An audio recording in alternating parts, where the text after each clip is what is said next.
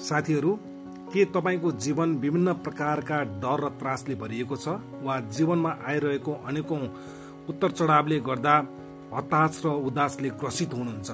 प्रिय मित्रहरू, जब हामी मानसिक रूपमा कमजोर बन्छौं र परमेश्वरसँग प्रार्थनामा समय बिताउँदैनौं, तब डर, त्रास, कमजोरी र आत्मसंकोचले हाम्रो हृदय भरिन्छ। हामी सोच्न थाल्छौं, म कमजोर छु, म केही पनि गर्न सक्दिन भनेर आशाविहीन बन्न पुग्छौं। तर प्रियहरू, परमेश्वरले भन्नुहुन्छ, उहाँले हामीलाई डरको आत्मा दिनुभएको छैन, बरु शक्ति, प्रेम र आत्म संयमको आत्मा दिनुभएको छ। हालेलुया।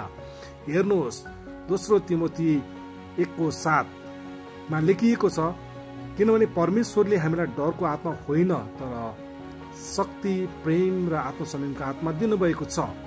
एकैछिन आँखा बन्द गरेर प्रार्थना गर्नुहोस् र तपाईमा भएको डरको आत्मालाई यसको नाउँमा डाक्नुहोस्। उहाँले तपाईको हृदयलाई असीमित स्वर्गीय शान्तिले भर्नुहुनेछ।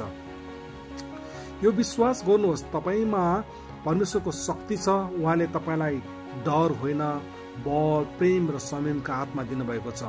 तपाई हिजो जे हुनुहुन्थ्यो, तर आजबाट तपाई परमेश्वरको साथ र प्रेमले बलियो हुनुहुन्छ।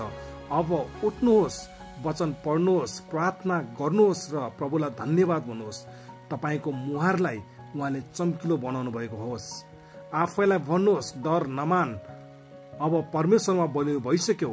र यो घोषणा गर्नुहोस्, परमेश्वरको आत्माले मेरो जीवनमा काम गरिरहनु भएको छ। अबदेखि उसो तपाई डर, त्रास, उदास र हताशमा होइन, उहाँको सामर्थ्यमा बाँच्नुहोस्। आमेन।